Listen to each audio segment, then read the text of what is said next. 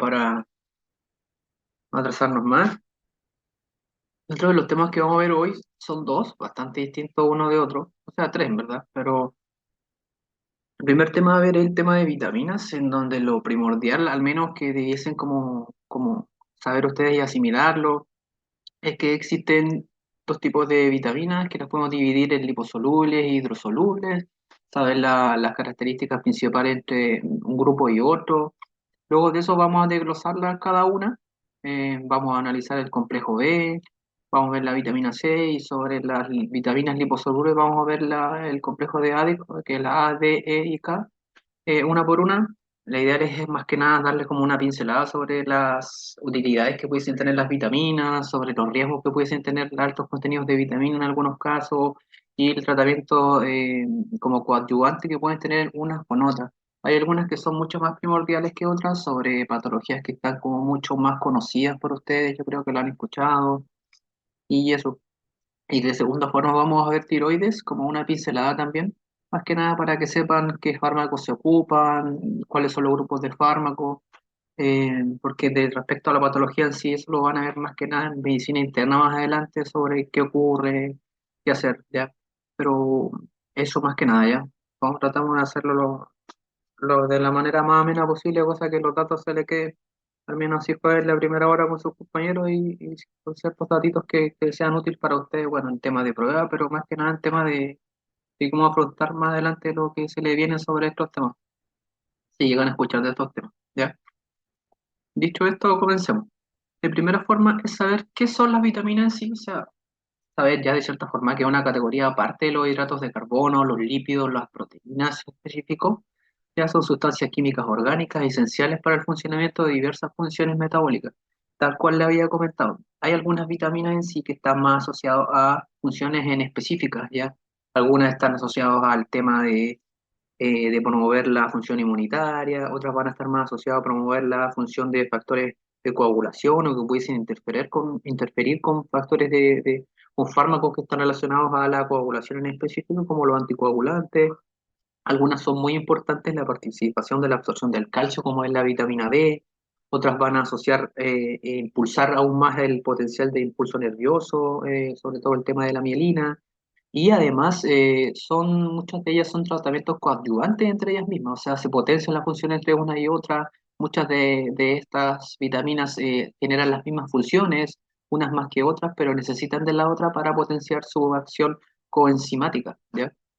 Muchas de ellas tienen nula capacidad de síntesis, en donde tenemos que darlos sobre todos en la dieta. Hay ciertos alimentos que son más ricos en unas u otras.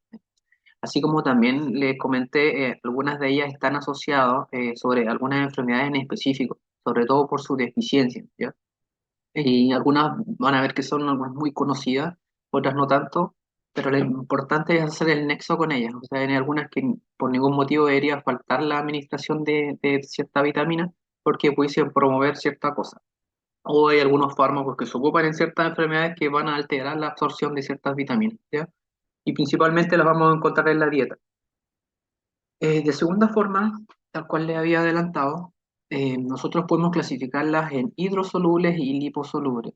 La principal característica principal es que las hidrosolubles son las que no se almacenan, como por ejemplo tenemos las B12, al ser hidrosolubles, o sea, afín al agua, van a tener una absorción mucho más rápida y consecuentemente una eliminación mucho más rápida, o sea, específicamente de la orina y el sudor. Pero dentro de las funciones en específico de las hidrosolubles, es donde encontramos el complejo B, van a actuar principalmente como coenzimas, es decir, van a ir a potenciar funciones que ya ocurren dentro de nuestro cuerpo. No va a ser la panacea en sí de que esta vitamina va a ir a generar la acción en específica, sino que muchas de ellas se potencian entre ellas y además también potencian acciones específicas dentro de nuestro sistema, ya como lo vamos a ver en el desglose más adelante. En cambio, tenemos las vitaminas liposolubles, las cuales sí se van a almacenar, y respecto a las anteriores tienen una acción mucho más específica. Estas sí hay que tener un poco de cuidado porque si tenemos altos contenidos de estas vitaminas pueden generar hipervitaminosis, debido a lo mismo, que vamos a tener un gran almacenaje porque son afines a los ácidos grasos. Entonces, si son afines a los ácidos grasos, vamos a tener un mayor contenido de estas vitaminas dentro de nuestro cuerpo, producto de su almacenaje, y la acción más específica que está radicada en estas vitaminas pudiese primero conocerla, asociarla a ciertas patologías, pero de cierta forma también conocer que como vamos a tener mayor vitamina circulante, la absorción y eliminación va a ser mucho más lenta y pudiese generar estragos, lo que le llamamos como hipervitaminas, ¿ya? Eso más que nada a grandes rasgos. Es importante distinguirlas unas sobre otras, más que nada las características por un tema de evaluación y por un tema de vida más adelante para poder distinguir cuáles corresponden a una y cuáles corresponden a otra. Y respecto a cuáles corresponden a unas y a otras, acá tenemos el desglose. Dentro de las vitaminas liposolubles tenemos la vitamina A, D, E y K. Siempre ármense una mnemotécnica para poder recordarlas. K, D o D, K o ADEC. Saber que esa mnemotécnica de esas cuatro vitaminas forman las vitaminas liposolubles para poder recordarlas mejor, ¿ya? Y de cierta forma, en otro lado tenemos las vitaminas hidrosolubles en donde tenemos la vitamina C y las otras vitaminas que son las del complejo B. Dentro de esta tenemos la riboflavina, niacina, piridoxina, el ácido pantoténico, biotina, ácido fólico, vitamina B12, entre otras, ¿ya? Una mnemotécnica bien burda, en verdad, bien, dígale como sea, pero de cierta forma para nosotros poder recordar las vitaminas hidrosolubles que son más, sobre todo las del complejo B, que se me cuida esta mnemotécnica, es lo que ustedes leen ahí. Entonces, si saca el inicial de cada frase de esta mnemotécnica, pueden recordar, como T es de tiamina B1, o sea, riboflavina es la B2 de R de rota, nariz de niacina B3 y así consecuentemente piridoxina B6 del POR, el aspirar de ácido pantoténico. En verdad es una forma de poder recordarla porque son muchas, se pueden olvidar. Ustedes se pueden armar la mnemotecnia que quieran, pero yo la dejo ahí, quizás más adelante le pudiese servir y pudiesen recordarla de cierta forma, ¿ya? Porque como le comento son muchas.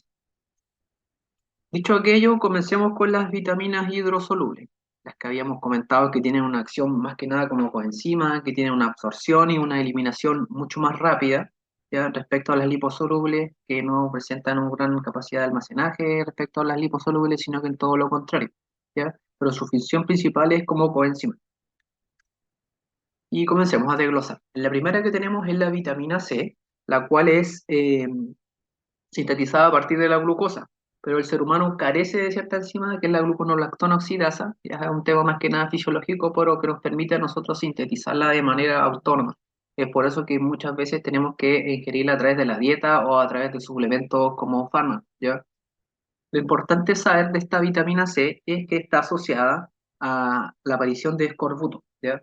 La dosificación diaria es de 50 a 100 miligramos más o menos dentro cuando sospechamos o tenemos el antecedente de un escorbuto. No quiere decir que estemos preocupados específicamente de la dosificación diaria que tenemos que tener eh, para prevenir esta patología, pero sí al menos saber ciertos alimentos que son ricos en vitamina C, ya que pudiesen también tratar como tratamiento coadyuvante de la deficiencia de vitamina C. Em, Esta ocurre principalmente en personas que no tienen una adecuada dieta en donde no añaden fruta o hortalizas, va a generar una deficiencia de la dieta. Entonces, una de las formas de revertir rápidamente esto sin siquiera dar fármacos es agregar cítricos, ¿ya? Ahora bien, otra de las formas en también entender esta vitamina C como las acciones en específica es que actúa como coenzima, o decir, como tratamiento coadyuvante sobre la síntesis de colágeno. Y está radicado mucho con el tema de curar heridas, o sea, heridas que por X motivo ocurrieron, que está cicatrizando. Lo que ayuda a la vitamina C es potenciar la cicatrización de ciertas heridas, acelerar su proceso de regeneración y prevenir también el daño de los radicales libres que pudiesen estar en la zona. De hecho, se le llama como la vitamina C como un potente antioxidante, una vitamina antioxidante. Recordemos que la acumulación de radicales libres en la zona, producto del estrés oxidativo, va a alterar y va a generar y promover que haya un mayor envejecimiento en la zona, un mayor daño a nivel celular, y va a promover que de cierta forma, relacionado al tema de las heridas, vamos a tener un avance mucho más deplorable respecto a la cicatrización de ciertas heridas. No es como que en verdad la vitamina C vaya a ser el tratamiento en específico para los pacientes con una alteración de alguna úlcera en específico, pero sí pudiese potenciar la acción de acelerar la cicatrización de ciertas heridas, más que nada verlo por ese lado. Y además atacar un poco el tema de la acción de los radicales libres que pueden estar en la zona y promover aún más que las células que están como todavía que se pueden preservar mantenga su función y puedan acelerar la regeneración celular en la zona, ¿ya? Y además también por aquello mismo está relacionado con la síntesis de colágeno, también está relacionada muchas veces con el tema de eh, la piel, ¿ya? De hecho, se puede ocupar como otras veces como tratamiento coadyuvante sobre daños de la piel, no específicamente en heridas a nivel de extremidades o por alguna quemadura que existió, sino que también como una regeneración a nivel celular, de célula en específico, como tratamiento inclusive de manejo de temas dermatológicos, etcétera, ¿ya? Y saber esta enzima y otra, o sea, esta vitamina y otras vitaminas siempre trabajan en función de un fin en específico que es como un tratamiento coadyuvante o como coenzimas con las otras vitaminas. No es como que una vitamina en sí haga solo una función y las otras vitaminas no lo hacen. Si bien están asociadas concretamente a ciertas patologías, todas las vitaminas en sí tienen muchas funciones parecidas. Entonces siempre se van a tratar en una acción coadyuvante con la otra. Eso es importante conocerlo. Los alimentos, como les comenté, se los dejo acá, lo podemos revisar. Eh, Así que eso. Pasamos a desglosar ya las que son más largas, las vitaminas del complejo B, en donde tenemos la B1, la tiamina, la cual es fundamental para el proceso de transformación de azúcares y cumple una importante labor en la conducción de impulsos nerviosos, el metabolismo de oxígeno y entre otras más cosas. También está asociado a ciertas patologías en específico que la vamos a ver más adelante. Está desglosado acá por nombre: B3 niacina, B5 ácido pantoténico, B6 piridoxina, que la piridoxina es una vitamina bastante importante y relevante, sobre todo en una patología que es la tuberculosis. Ya se lo voy a contar por qué más adelante. La vitamina B9, que es el ácido fólico, está relacionada principalmente, nosotros la vemos o la hemos escuchado sobre todo a pacientes embarazadas, porque cumple una función primordial sobre el desarrollo del feto, ¿ya? Entre otras cosas también ayuda a crear al organismo células nuevas, glóbulos rojos, para la síntesis de ADN, pero siempre hemos escuchado algunas vitaminas más relacionadas a ciertas cosas. La vitamina B12, que es la cobalamina, también es fundamental para el metabolismo, ayuda a la formación de glóbulos rojos también, como lo vimos en las vitaminas anteriores, como está el desglose, y además mejora el funcionamiento del sistema nervioso central, ¿ya? Vamos a verlas uno por uno, así, pero más que nada como una pincelada de cada uno, a qué debe estar asociado, eh, ciertas patologías en específico, y cómo se tiene esa función coadyuvante con otras vitaminas, ¿ya? En la primera tenemos la vitamina B1, más conocida como tiamina. Todas las vitaminas como causa principal es el déficit. Todas en sí, una alimentación deficiente e inadecuada de ciertos alimentos que contengan estos tipos de vitaminas va a generar una deficiencia del cuadro del contenido de vitaminas que tengamos en nuestro cuerpo.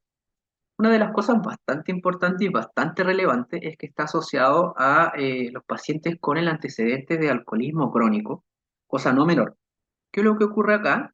Es que existe una competición con los pacientes que tienen antecedente de alcoholismo crónico y va a inhibir la absorción de tiamina. Entonces, tener mucho ojo con esos pacientes en donde tenemos el antecedente de un daño hepático producto de un alcoholismo crónico.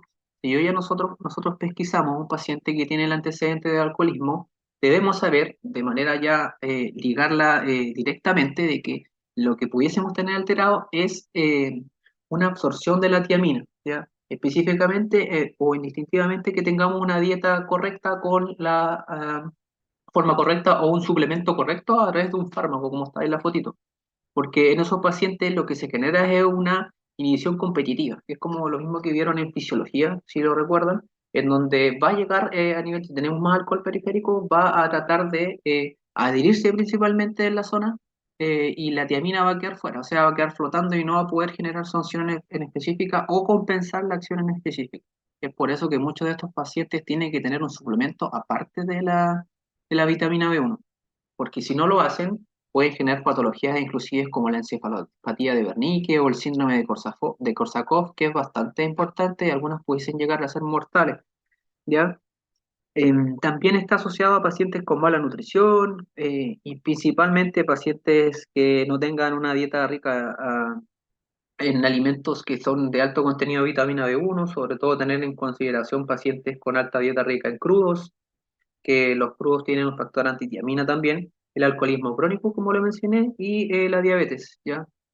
Otra de las formas que también se ha asociado a la vitamina B1 es que la carencia o la bajo contenido de tiamina pudiese estar asociado, como esta se deposita en músculo, lógicamente que vamos a tener pacientes mucho más asténicos, con mayor debilidad muscular, pérdida de fuerza, menos dificultad para caminar, pérdida de sensibilidad, e inclusive si tenemos también el antecedente de déficit de tiamina, se ha relacionado también a generar ciertas polineuropatías, ¿ya?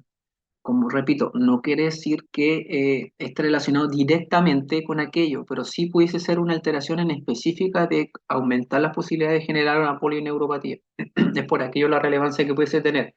Así también se ha señalado que cierto déficit va a generar mayor probabilidad de eventos cardiovasculares, renales o oculares, ¿ya? Respecto a lo que ocurre en sí sobre aquello, eso lo van a revisar en ramos más adelante como medicina interna, pero lo importante, a menos para mí, es que puedan recordar cosas que nos sirvan más adelante. Obviamente que tienen que recordar cosas que se nos pudiese preguntar la profe, pero asimilar cierta vitamina, como es bastante información, a ciertas patologías en específico. O sea, si nos nombran tiaminas, saber que puede estar relacionado a pacientes con alcoholismo crónico. De hecho, ver tratamientos sobre ellos, porque puede generar una encefalopatía de Wernicke, un síndrome de Korsakoff, y ya después más adelante van a ver de qué trata. El síndrome de Beriberi, que también es un síndrome en donde se genera también fatiga intensa, y eso, la dosificación también entender que es distinta entre pediátrico, adulto y geriátrico. No existe una dosis estándar, sino que la dosificación es cambiante dentro del grupo etario que nosotros lo vamos a encontrar. Pero eso más que nada, al menos entre todas las vitaminas que vamos a ir viendo.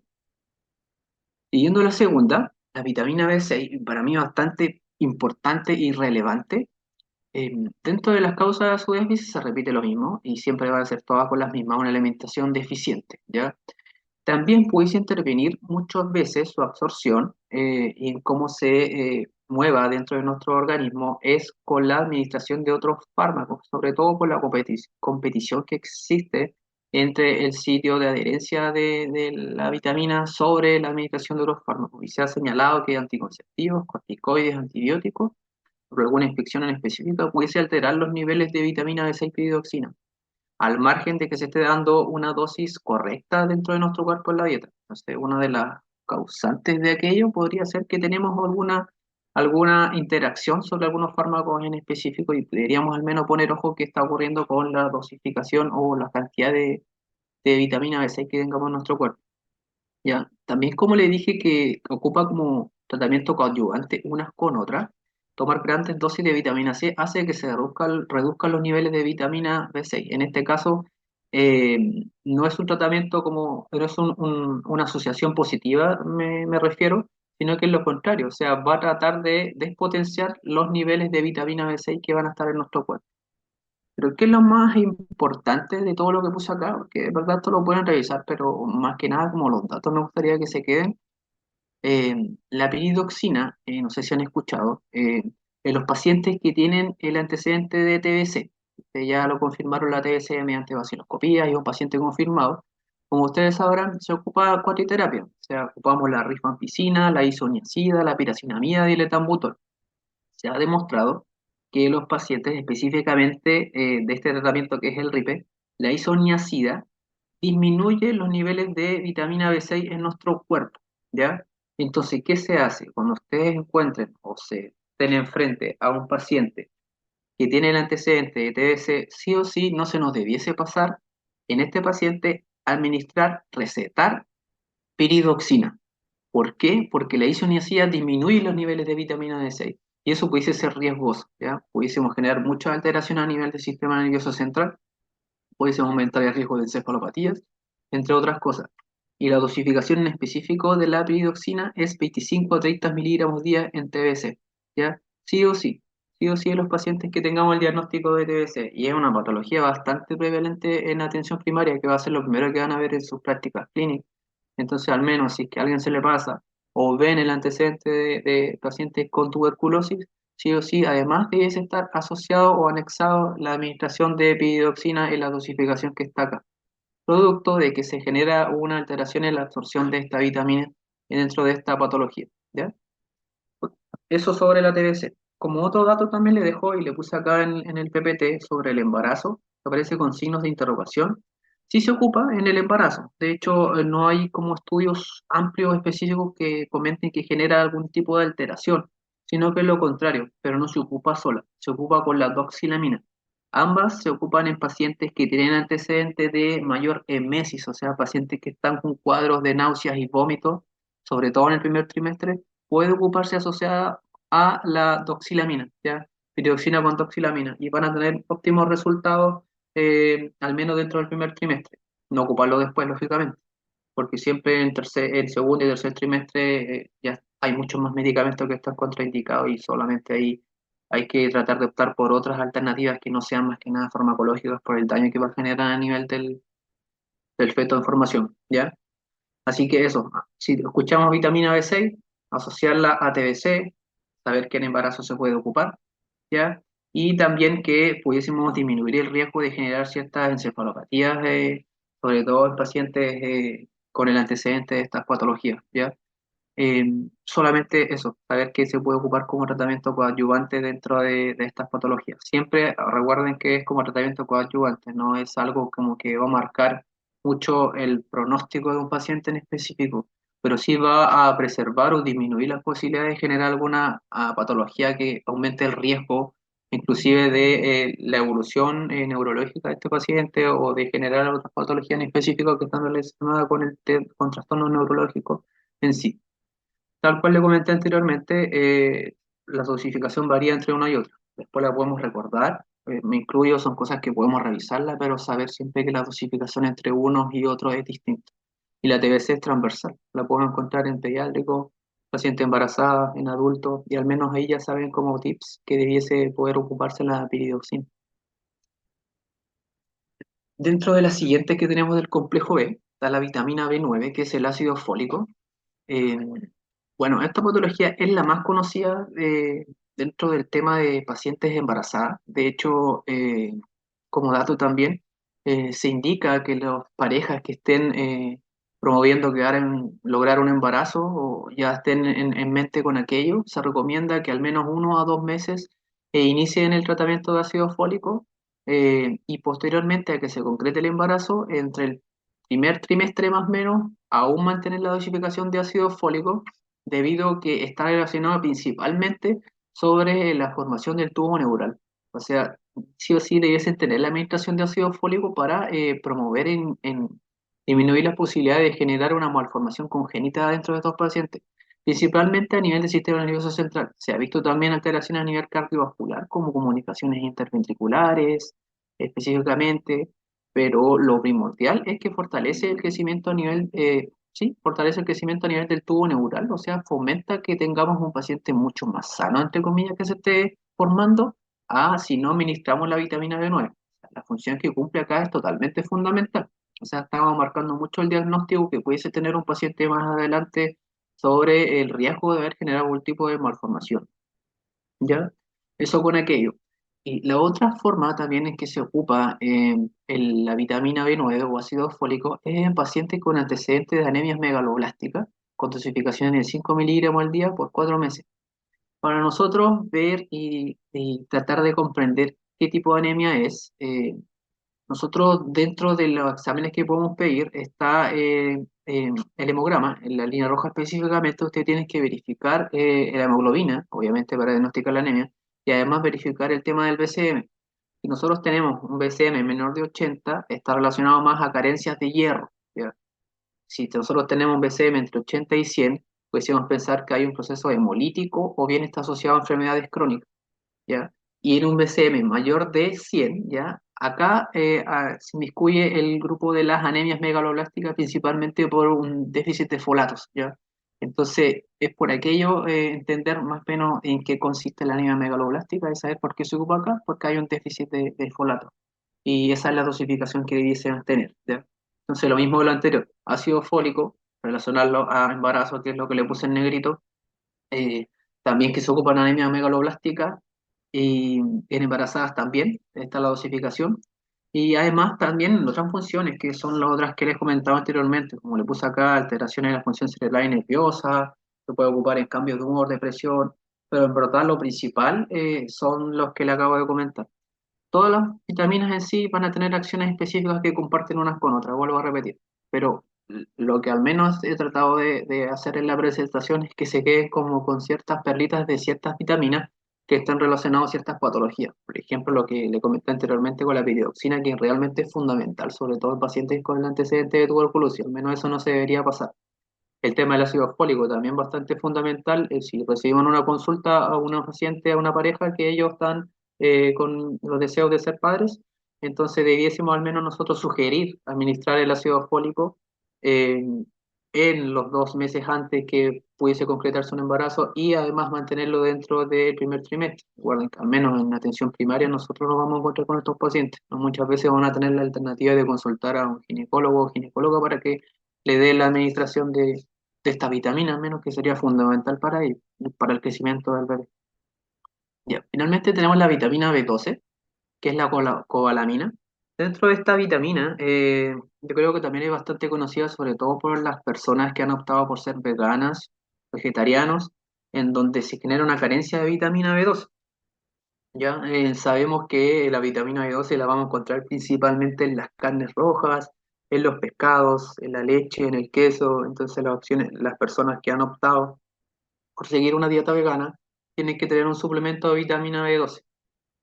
Al menos yo, en verdad, esas personas que han optado por seguir ese tipo de regla alimentaria, que es bastante respetable, son personas que están bastante empoderadas con el tema. O sea, ellos ya saben el tema de que debiesen tener una administración de vitamina B12. Ahora bien, si no lo saben, deberían consultar a un médico para tener eh, la dosis que necesitamos de manera diaria.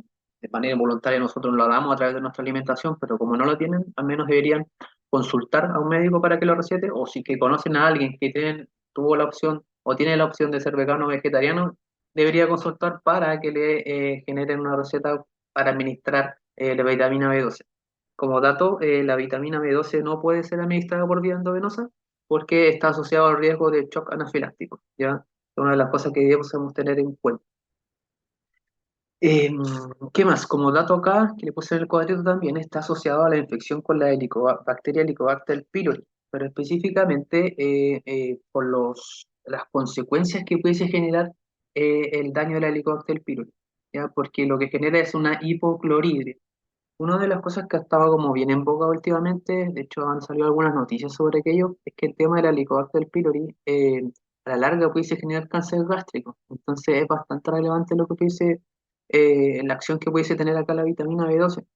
Y nosotros, no es como que la Helicobacter pylori va a generar un cáncer gástrico de inmediato, es un proceso largo en donde va cambiando las células a nivel del estómago, de eso va a promover una gastritis atrófica, que a la larga, al pasar de los años, pudiese generar un cáncer gástrico, pero no es necesariamente que el paciente lo vaya a generar.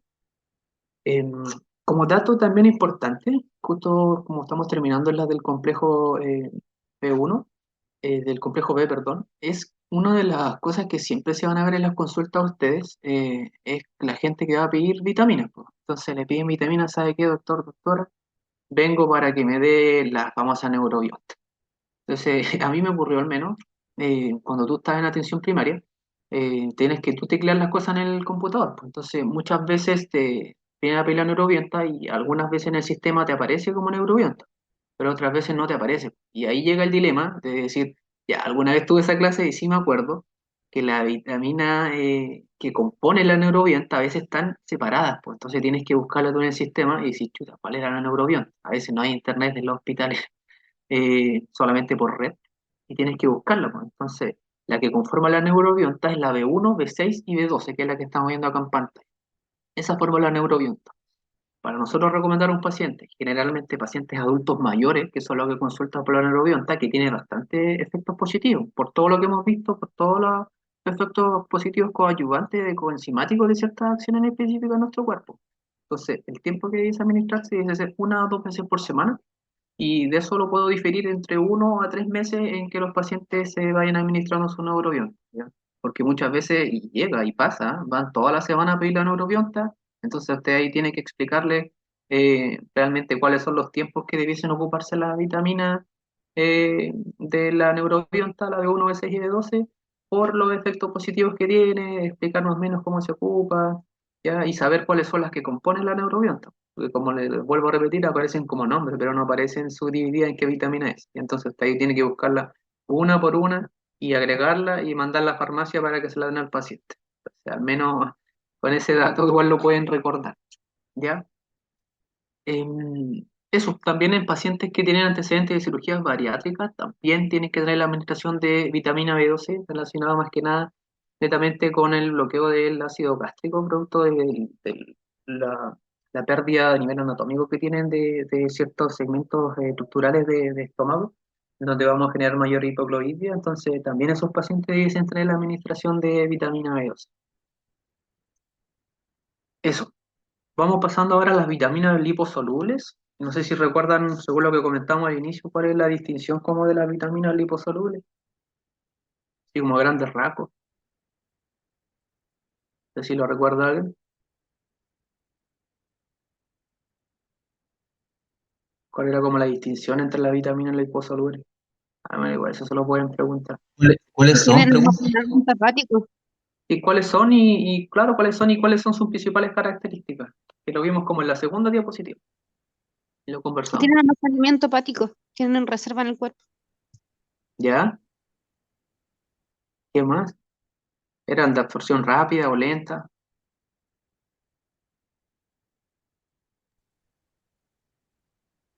Sí, súper. Exacto.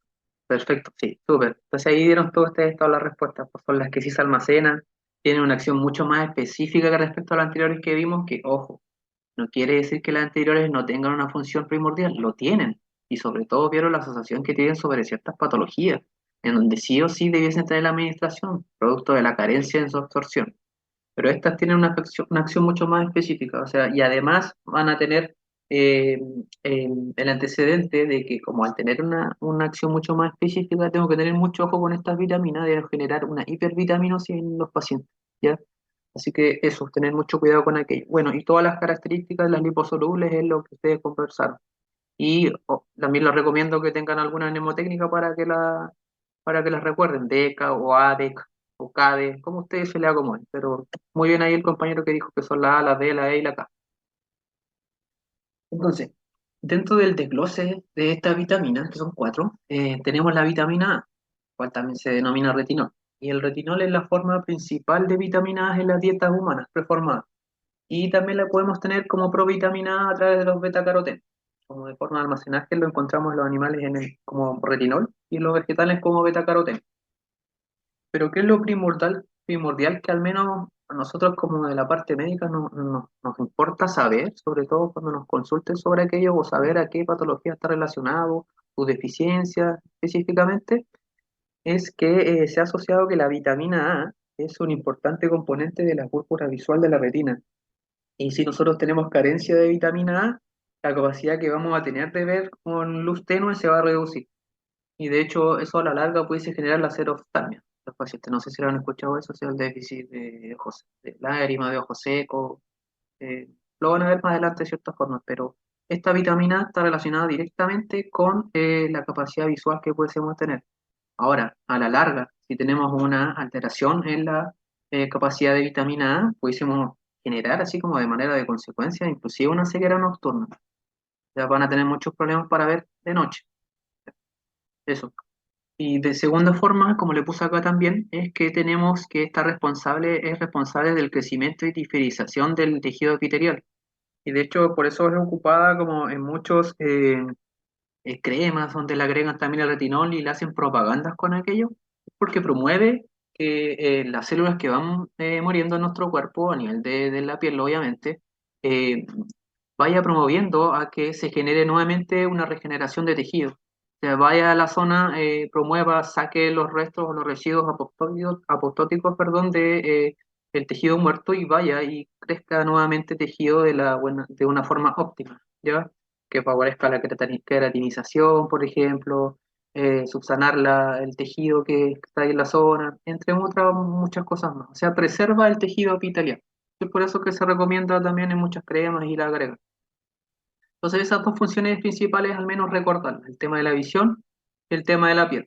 igual hay muchas que están inmiscuidas el tema de la piel, pero una de las explicaciones que acabo de conversarle es por aquello, que eres responsable del crecimiento y la diferenciación del tejido epitelial, o sea, de regenerar ciertas células muertas y optimizar el tejido nuevo en la zona. Así nos mantenemos más juveniles. Dentro de las fuentes alimentarias, bueno, lo vemos acá, mantequilla, huevos, leche, carne, pescado. Hay algunos que se van repitiendo, obviamente, pero eh, más que nada eso lo podemos revisar. Y la dosificación también está acá abajo. Lo otro que también quiero como darle a entender que siempre nosotros de la parte médica no podemos hacer todo. Lo que sí no se nos debería pasar es el tema de asociarlo a ciertas patologías en específico.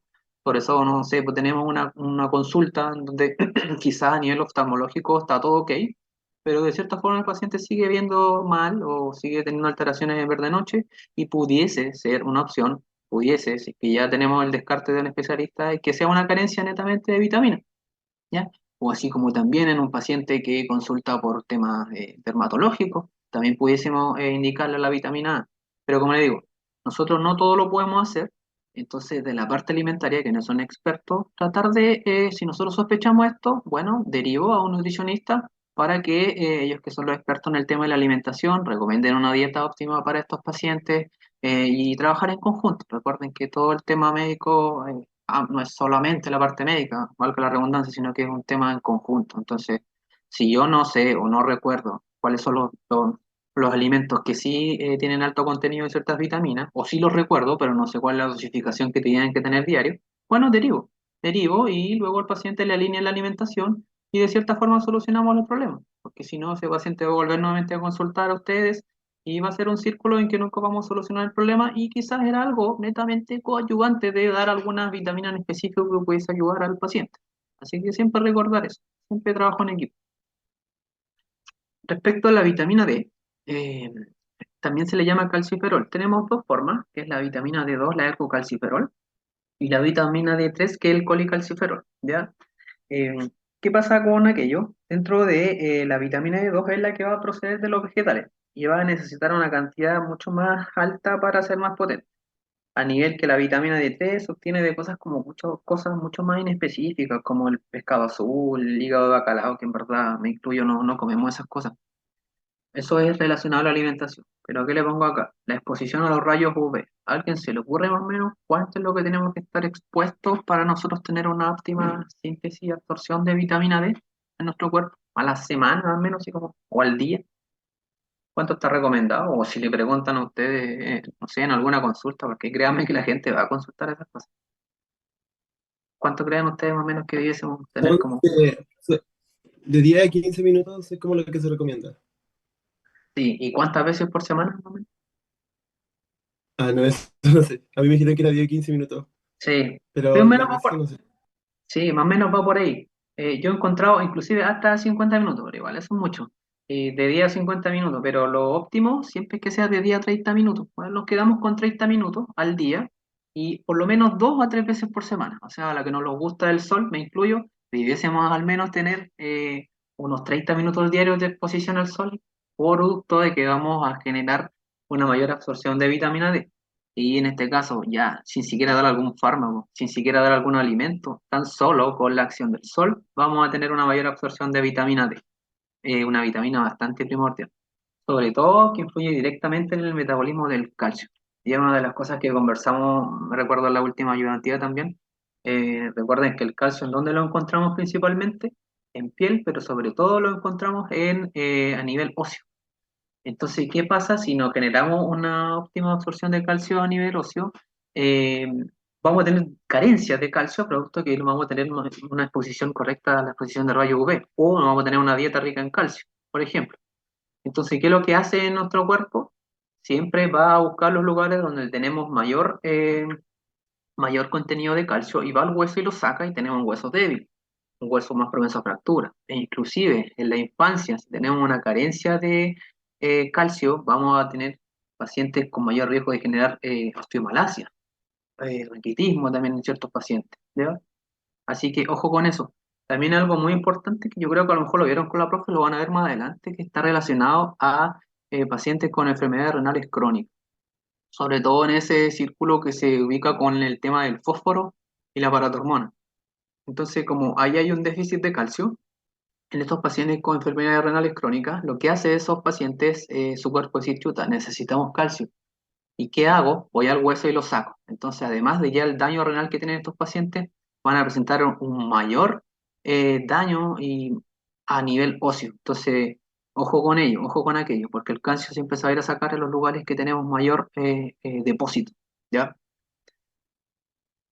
Em, eso más que nada con aquello. Ya, las dosis están acá, me incluyo, las podemos recordar cuando las necesitemos, pero siempre vean las cosas, al menos yo se las recomiendo como de los que nos sirvan, porque no es de qué nos va a servir saber ciertas cosas como específicas de ciertas vitaminas en sí, sino que más que nada asociarlo a patologías, pues en dónde la podemos ocupar, en dónde la podemos recomendar, cosas tan básicas como el tema de la exposición a rayos UV.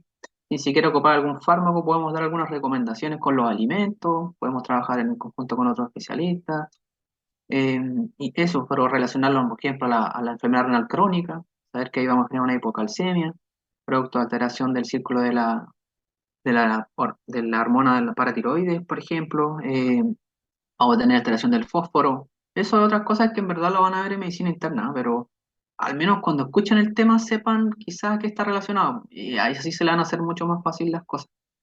Otra cosa que también está relacionada a la vitamina D es en modular y aumentar la capacidad de nuestro sistema inmune de defenderse ante infecciones, sobre todo en infecciones virales. O sea, en infecciones bacterianas vamos a necesitar el tratamiento de antibióticos, pero en infecciones virales también pudiésemos tener una dieta rica en calcio o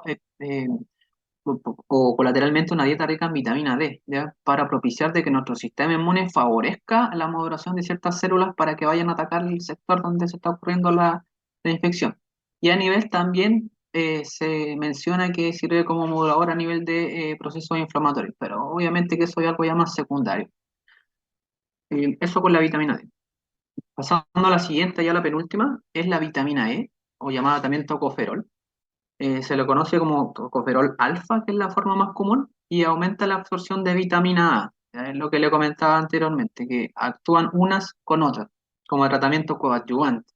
Ya, eso es una de las distinciones específicas que pueden tener algunas vitaminas con otras, que a pesar de tener un alto contenido de una vitamina, necesitamos la acción de otra vitamina para que genere la acción en específico. ¿Ya?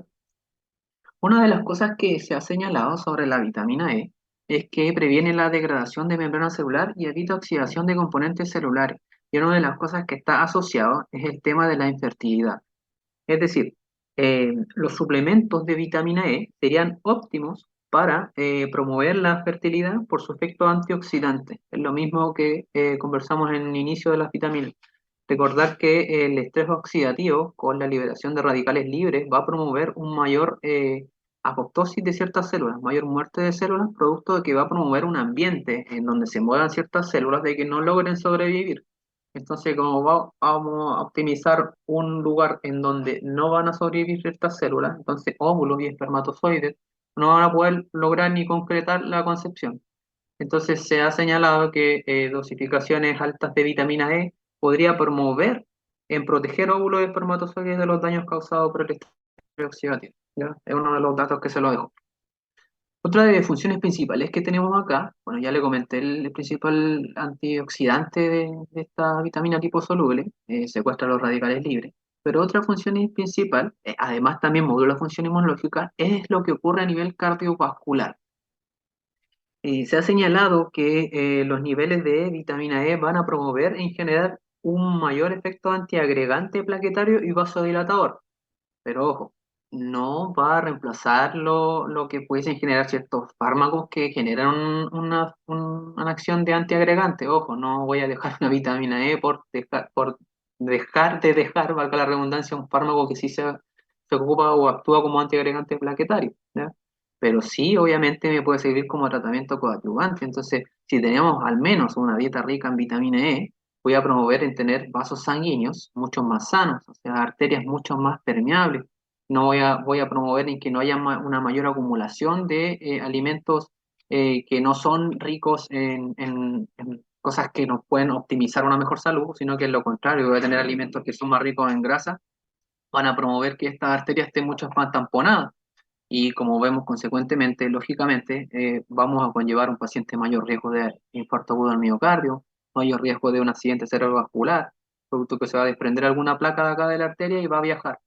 Como les digo, es un tratamiento coadyuvante que pudiésemos tener en estos pacientes y no solo a nivel farmacológico, sino que a nivel de la alimentación, tal cual como ven en la imagen acá abajo. Siempre nos recomiendan comer mayores alimentos sanos, verduras, que no sean tan ricos en grasa. Y una de las explicaciones que se pudiesen dar es decir, ya, sí, perfecto, yo reconozco este alimento, pero ¿sabes por qué?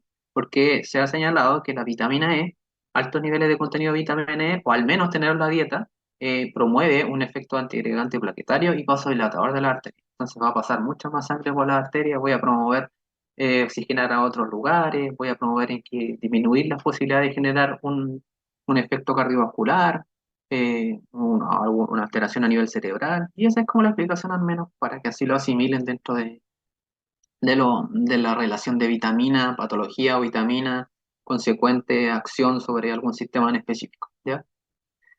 También está relacionada a su déficit de anemia hemolítica, es decir, a destrucción de glóbulos rojos, alteraciones neurológicas, renales y musculares. Pero como le digo, esas son cosas que la pudiesen ver más adelante en medicina interna, donde van como en profundidad con esos temas. Pero lo principal es tener alguna noción de al menos para qué sirve la vitamina, a qué está asociado, en dónde la podemos encontrar, qué pasa con su déficit, qué pasa con su alto contenido de vitamina, etcétera. ¿Ya? Y finalmente tenemos la vitamina K respecto a las de vitaminas liposolubles, que la conocemos como fitomenadiona o vitamina K1. Y acá tener en consideración importante, fíjense su función. Su función es promover el factor procoagulante en nuestro cuerpo. Entonces, ¿qué pasa? Por ejemplo, no sé si han escuchado algún anticoagulante, ¿le han pasado algún anticoagulante o todavía no ven esos temas? ¿Han visto eso con la profe o todavía no lo ven? No, todavía no lo vemos, pero igual sabemos que la warfarina, por ejemplo, bloquea la vitamina K. Claro. De hecho, por eso se le llaman antagonistas de vitamina K. Sí, sí. Esa asociación que tú hiciste, lo ideal es que la realicen todos, de ya pensar, mira, sin saber o sin siquiera, al menos tú lo leíste en algún lado por ahí, pero saber que la vitamina K ya como vitamina ya tiene una acción preponderante. Pues entonces, si nosotros tenemos el antecedente de una o un paciente que tiene dentro de su arsenal terapéutico o farmacológico warfarina o acenocumarol, que es el otro más conocido, que es el que más se ocupa en APS más que la warfarina, eh, si nosotros tenemos un alto contenido de vitamina K, pudiésemos tener una alteración dentro de la función en específico que va a generar, dentro de la farmacocinética, que va a generar este fármaco en nuestro cuerpo. Entonces, algo que cae de cajón es tener en consideración los niveles de vitamina K, ¿ya? Por lo menos, sobre todo en pacientes con antecedentes de fármacos anticoagulantes. En una de las patologías, sí, como más que nada comentándole, la van a ver más adelante igual, pues es la fibrilación auricular, donde uno de los riesgos es que esos coágulos viajen a nivel cerebral y genere algún daño importante ahí. Entonces, ¿qué es lo que se hace en esta patología? Es promover que no viaje ese globito hacia nivel cerebral. Y por aquello que estos pacientes quedan anticoagulados, inclusive de por vida. Ya con acenocomarol tienen que ir a todas las veces al hospital a medirse INR, en donde tienen que estar entre 1 y 3, perdón, entre 2 y 3, y que se mantengan dentro de rango. Y si no se mantienen dentro de rango, una de las opciones que pudiese estar alterando eso, porque no nos seguimos siempre el tema farmacológico, en la medicina hay algo amplio, una de las cosas que pudiese estar alterando aquello es la administración de vitamina dentro de la dieta. O sea, habría que preguntar al menos, planteárselo que pudiese ser una de las cosas que está alterando el fármaco. Ahora bien, si es que no es eso, sí, al menos ya sería algo farmacológico y ahí habría que ver la dosificación del acenocumarol dentro de estos pacientes para que se mantenga un INR estable, ¿ya? Otra de las cosas que al menos también deberíamos tenerlo en consideración, en la parte pediátrica siempre le van a preguntar en la atención inmediata qué es lo que se realiza en estos pacientes. Y una de las cosas que se previene, ya está ultra demostrado, eso se hace de forma protocolar, es impedir la enfermedad hemorragípara del recién nacido. Y una de las formas que se hace es administrar intramuscular vitamina K en el recién nacido, ¿ya? La dosificación va a variar, pues, en pacientes prematuros y en pacientes que recién nacido endotérmico de término, perdón, con dosificación entre 0,5 miligramos a 1 miligramo, consecuentemente lo que le acabo de comentar, o sea, en prematuros miligramos y en recién nacido térmico de término 0,5 miligramos en específicamente. Y además también, otra cosa a mencionar, pero va relacionado mucho con lo que conversamos de primera opción en la vitamina K, como la primera acción en específica es que su déficit va a promover hemorragias.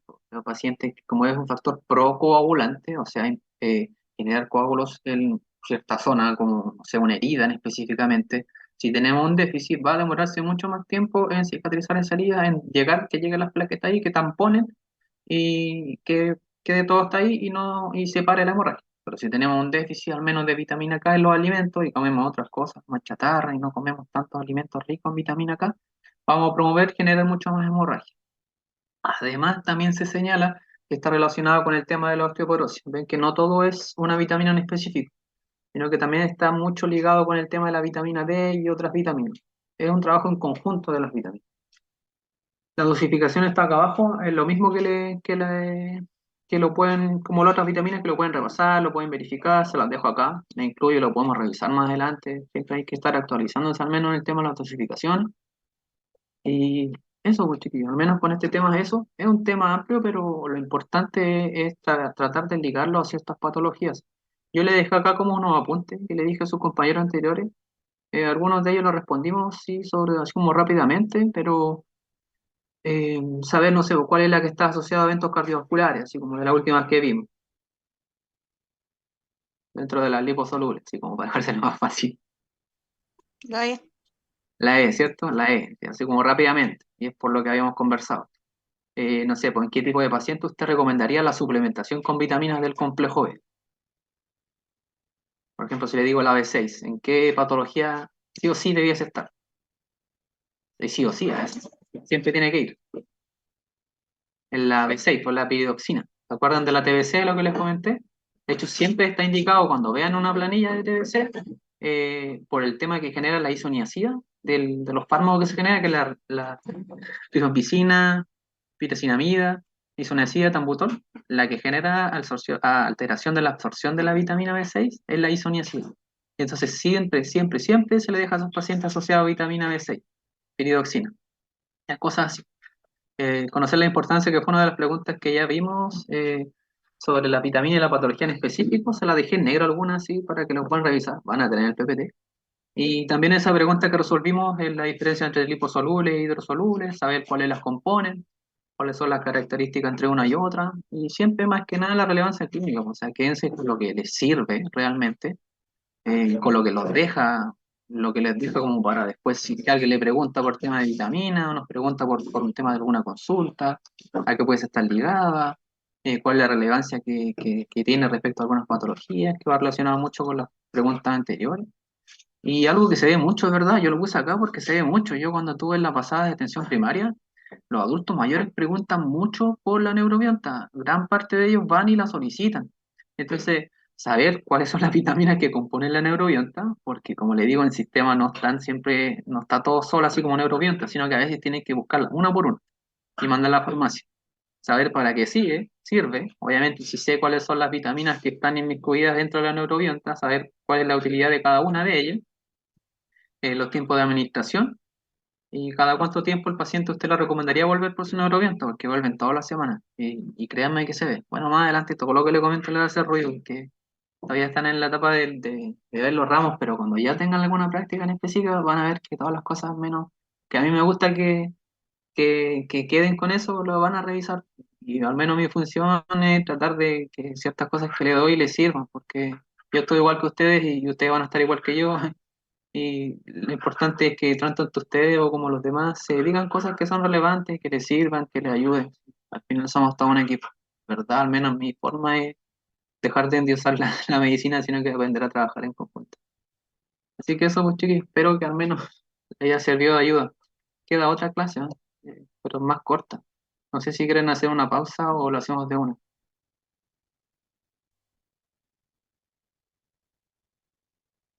Digamos ustedes. Yo estoy... Vamos a hacer una pausa de 5 minutos, profe, por favor. Denle, ¿no? Sí, pues. 5 minutitos, ¿qué hora es? A ver.